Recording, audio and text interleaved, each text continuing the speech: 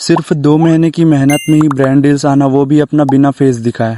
जब मैंने अपने फेसबुक पर फेसलेस लिरिक्स कंटेंट बनाना स्टार्ट किया, तब मैंने सोचा भी नहीं था कि इतनी जल्दी मेरे अकाउंट पर brand deals, affiliate marketing, Facebook star और पार्टनरशिप एड जैसे अर्निंग अपॉर्चुनिटी अनलॉक हो जाएगा। और फेसबुक पर सिर्फ 2 महीने में 12,000 फॉलोअर्स और पिछले 30 दिनों में करीब 4 मिलियन व्यूज आना एक नए कंटेंट क्रिएटर के लिए काफी पॉजिटिव साइन होता है। तो आखिर सिर्फ 2 महीने में ये सब कैसे हुआ, आज मैं आपको अपनी रियल फेसबुक जर्नी और अब तक का पूरा एक्सपीरियंस बताने वाला हूँ। जब मैंने फेसबुक पर ये कंटेंट बनाना शुरू किया था, तब मेरे पास कोई बड़ी ऑडियंस नहीं थी। मेरे पास शायद सिर्फ 5 या 10 फॉलोअर थे। मैंने बस फेसलेस लिरिक्स वीडियोस अपलोड करना शुरू किया। शुरुआत में ऐसा नहीं था कि वीडियोस पर लाखों व्यूज आने लगे। मैं बस लगातार वीडियोस अपलोड कर रहा था और देख रहा था कि ऑडियंस का रिस्पांस कैसा आता है। फिर कुछ दिनों के बाद अचानक से मैंने नोटिस किया कि कुछ वीडियोस पर 20K व्यूज आने लगे हैं और मेरे लिए वही चीज थोड़ी इंटरेस्टिंग होने लगी। इसके बाद धीरे धीरे फॉलोअर्स भी बढ़ने लगे और कुछ दिनों में करीब 100 या 200 फॉलोअर तक बढ़ जाते थे।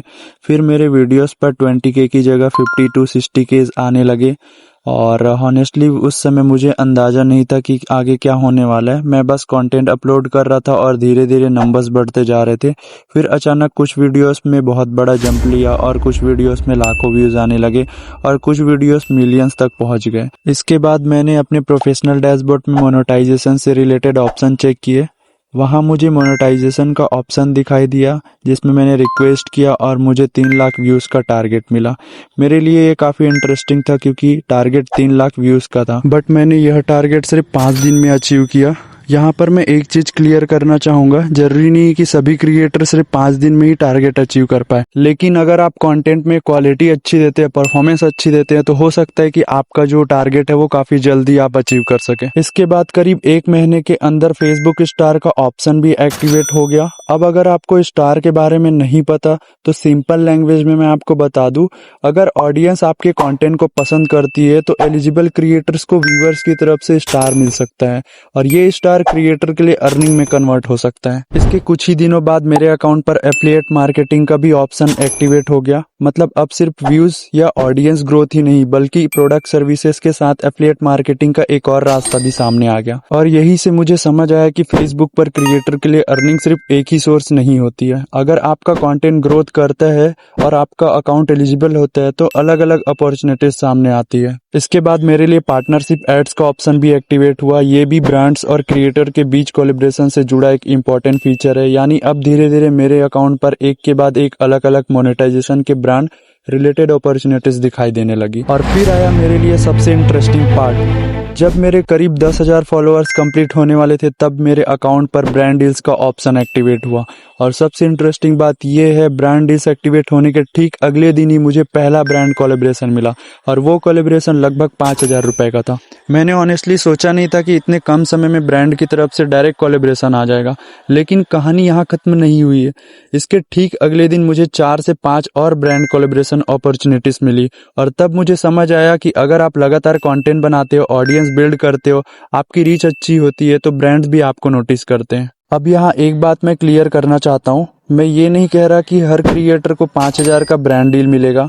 ब्रांड की रिक्वायरमेंट, क्रिएटर की ऑडियंस, रीच और कोलैबोरेशन के हिसाब से अमाउंट अलग अलग हो सकता है। मेरे केस में पहला डील करीब 5,000 का था और अगर किसी क्रिएटर को महीने में 4 से 5 ब्रांड कोलैबोरेशन मिलते हैं और हर कोलैबोरेशन का पेमेंट लगभग 5 से 6,000 या उससे ऊपर है, तो सिर्फ ब्रांड कोलैबोरेशन से करीब 25 से 30,000 या उससे ज्यादा की मंथली अर्निंग पॉसिबल हो सकती है। लेकिन ये गारंटी इनकम नहीं है। यह इस बात पर डिपेंड करता है कि आपको पेड कोलैबोरेशन मिलते हैं और ब्रांड्स कितना पे करते हैं। अब सबसे इम्पोर्टेंट चीज, कंटेंट मोनेटाइजेशन।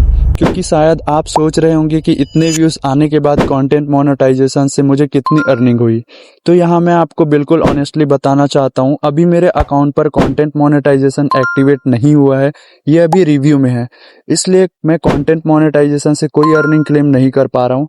मेरे डैशबोर्ड पर इसका प्रोसेस आगे बढ़ गया है और मुझे 3 लाख व्यूज का टास्क मिला था, जिसे मैंने 5 दिनों में ही कंप्लीट किया। लेकिन टास्क कंप्लीट होने का मतलब ये नहीं कि अभी मैं कंटेंट मोनेटाइजेशन की अर्निंग दिखा सकता हूँ।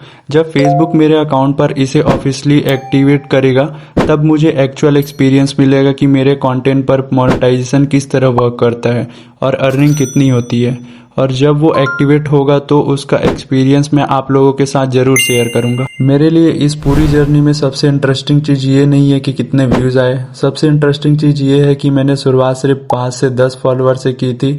उस समय अगर मुझे कोई बोलता कि अगले 2 महीने में 12,000 फॉलोअर होंगे, वीडियोस मिलियन में जाएंगे और ब्रांड खुद कोलैबोरेशन के लिए कांटेक्ट करेगा, तो शायद मैं भी बिलीव नहीं करता। ये बस मेरा एक्सपीरियंस है, आपका रिजल्ट इससे अलग हो सकता है। लेकिन अगर आप कंटेंट क्रिएशन शुरू करना चाहते हो तो कम से कम मैं इतना अपने एक्सपीरियंस से कह सकता हूँ कि शुरुआत छोटी होने से मतलब ये नहीं कि आगे ग्रोथ नहीं हो सकती है।